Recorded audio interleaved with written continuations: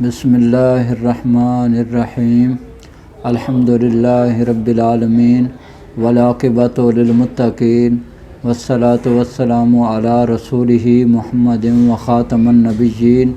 میرے پیارے دوستو، السلام علیکم ورحمۃ اللہ وبرکاتہ۔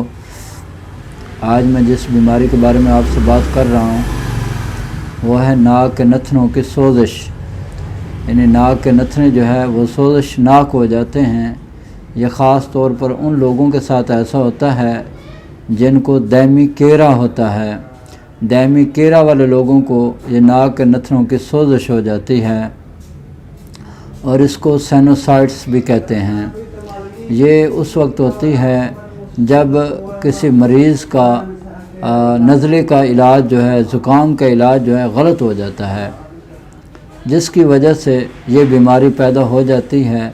اس سے کیا ہوتا ہے، جب مریض کوئی یا غلط علاج جب اس کا ہوتا ہے تو یہ نزلہ جو ہے جمنا شروع ہو جاتا ہے۔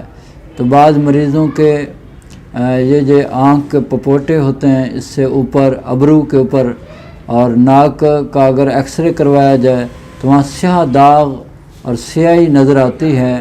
اسی کو ناک کے نتنوں کی سوزش کہتے ہیں۔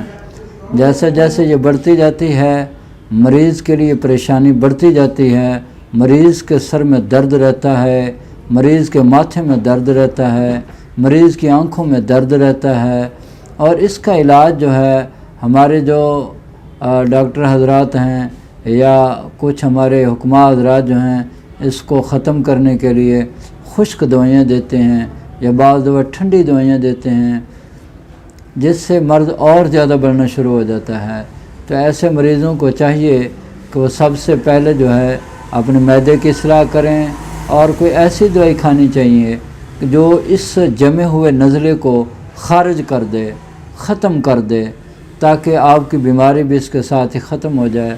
تو میرے پاس جب مریض آتے ہیں تو میں ان کو سب سے پہلے جو ہے 34 ملین 1000 ملی گرام صبح شام کھانے کے بعد ہمراہ پانی استعمال کرواتا ہوں، اور اس کے ساتھ ہی 5 ملین خاص 1000 ملی گرام دن کے وقت ہمراہ پانی استعمال کرواتے ہیں، اور جوارش کمونی چھوٹی آدھی چمچ رات سوتے وقت ہمراہ پانی استعمال کرواتے ہیں۔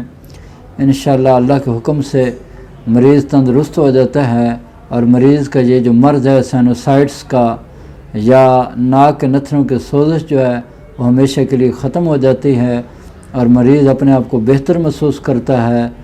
تو اگر کوئی بندہ یہ دوائی نہ بنا سکے یا کسی کے پاس یہ دوائی موجود نہ ہو تو آپ ہم سے بذریعہ پارسل منگوا سکتے ہیں۔ انشاءاللہ تعالی آپ کو بذریعہ پارسل یہ دوائی بھیج دی جائے گی۔ اب میری آخر پہ دعا ہے کہ اللہ تعالی مجھے اور آپ کو اور پوری دنیا کے تمام مسلمانوں کو صحت والی، سلامتی والی، عافیت والی، برکتوں والی، کامیابیوں والی زندگی عطا فرمائے، اور ہم سب کو دنیا اور آخرت تمام ساتھ بھلائیاں نصیب فرمائے۔ آمین۔ وآخر دعوانا ان الحمدللہ رب العالمین۔